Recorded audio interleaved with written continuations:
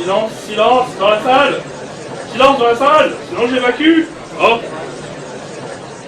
Monsieur Hentai, vous êtes accusé d'avoir souillé un gentil et tendre enfant innocent. Oh, innocent, il disait quand même Fairy Tail, ça. C'est un petit con qui avait besoin d'éducation. Et depuis quand on éduque son enfant en le violant? Bah on discute par voie orale, bien sûr. Et puis de toute façon, il est obligé de m'écouter. On ne parle pas la bouche pleine. Vous êtes répugnant. Ah, si c'était que moi, je vous couperais la bite avant de vous condamner à la chaise électrique. Oh là garçon, savais-tu que la législation concernant la pédopornographie a complètement évolué au Japon, hein? Bien sûr, je suis juge, et donc vous... Et donc je vais t'expliquer de quoi parle cette nouvelle loi.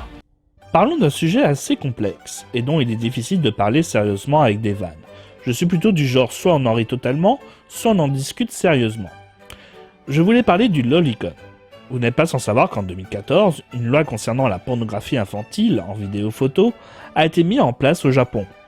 Cette loi interdisant la vente de ce genre de contenu, ce qui ironiquement nous fait bien comprendre qu'avant cette loi, ceci était plus ou moins toléré. Il y a d'ailleurs une sorte de culture du genre, puisque, attention, le lolicon, soit les mangas à caractère pédophile, reste toléré. Pourquoi ? Là aussi, ironiquement, les politiques japonaises défendent ce droit à travers un thème que nous avons survendu en janvier 2015, après les attentats de Charlie Hebdo, la liberté d'expression. Seul autre pays à autoriser l'imagerie nue d'enfants, les États-Unis. Eux aussi pour la liberté d'expression, tant que cela reste du dessin. Je suis du genre de rire de tout, surtout des atrocités. Cela permet de me détacher de l'horreur de ce monde et d'en oublier les conséquences, ne serait-ce qu'un instant. Et je suis du genre pas bouché via les arguments. Concernant même le Japon et la philosophie des Japonais, en règle générale, je me moque pas mal de leur côté what the fuck, mais je me sens grandement plus japonais que français à mes dépens. Ils sont beaucoup plus ouverts que nous, et le lolicon, je l'ai toujours toléré, tout simplement car personne ne souffre de ça. Après, je voulais aussi centrer le débat sur est-ce que ce type de contenu provoque ou adoucit ce genre d'acte à se créer. Le Japon est connu justement pour son honnêteté, c'est taux criminel, inférieurement plus bas que dans presque n'importe quel pays civilisé. Si on peut noter par exemple que l'auteur de Toriko avait été arrêté dans un hôtel avec un garçon de 10 ans, l'obligeant à arrêter sa série actuelle et faire oublier cette anecdote. La plupart du temps, un acte violent et choquant sera rare au Japon. Pourtant, le lolicon est une véritable culture assez populaire, et il est plus ou moins aisé de trouver du contenu de ce style en librairie ou autre.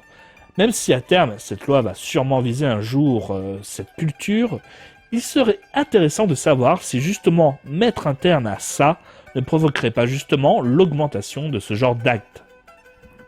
Dans un dessin, qu'il soit animé ou non, cette frustration peut être assouvie sans créer de choc émotionnel à quelqu'un. Certaines personnes étant malades, mais n'oseront pas passer à l'acte, justement grâce à ce relâchement. C'est à se demander si justement le lolicon n'a pas permis d'éviter des actes criminels de se produire à travers le temps, mais si cela sera difficile à chiffrer. Et ce, même si depuis cette loi votée sur la pornographie infantile, a fait augmenter, et ce même légèrement, ce genre d'actes criminels, donnant peut-être raison à cette argumentation. A contrario, les argumentations contre le lolicon est là aussi. Il est facile d'imaginer que certaines personnes ont pu le devenir en découvrant ce genre de contenu, par curiosité, et ne le seraient jamais devenus et sont passés depuis, hélas, à l'acte. Banaliser cette culture étant aussi dangereuse que l'interdire. Et si les actes de pédophilie sont bas au Japon, c'est peut-être aussi car le taux de crime, peu importe son contenu, est aussi très très bas. La culture japonaise marchant au ragot, il est difficile de vivre sa vie pleinement en nous rappelant les erreurs de notre passé. Et donc les Japonais, ne voulant que peu passer à l'acte criminel, qui pourrait détruire leur réputation, leur bien-être et leur calme, décident d'éviter ce genre d'acte. Alors maintenant c'est à vous. Vous, amis auditeurs, lecteurs et autres, à vous de m'indiquer ce que vous pensez de cette culture. J'ai pu remarquer, à force de traîner dans des groupes Facebook, forums ou autres, que le lolicon est accepté par certains. Bien entendu, donc de fantasmer sur des animés ou mangas et non pas sur de vrais enfants. On s'en marre même beaucoup avec le personnage de Pédobir, et je me marre beaucoup sur le sujet vu à travers certains What the Fuck Japon. Maintenant, j'ai vu que d'autres, cela les choque, les énerve, les détruit, qu'on puisse en parler, en rire, et je les comprends aussi. De ces manières de faire face à ce sujet, que cela soit en l'ignorant ou en rigolant, c'est au final une protection que nous nous sommes créés pour oublier que cet acte horrible existe sur cette terre. Et c'est pour cela que je lance ce débat. Soyons respectueux des personnes qui auront des avis contraires aux autres, mais surtout discutons. Alors c'est à vous, et j'espère avoir de beaux témoignages et avis sur la question. Mais je ne vois pas le rapport avec tout ce procès. Qu'est-ce que le lolicon a à voir avec votre accusation? C'est là toute ta subtilité, tu vois. L'enfant que j'ai violé, hein, il a été imaginé par notre auteur, hein, bien entendu. Et donc, ce n'est pas un véritable enfant que j'ai violé, mais un personnage de fiction, donc du lolicon. Je t'ai bien baisé, hein. Oh mon Dieu! Il a raison! Kami Hentai, vous êtes relâché. Ah, ça tombe bien, c'est ma classe d'histoire qui attend. Quoi, vous êtes prof? Bah, j'ai dit que j'aimais bien enseigner.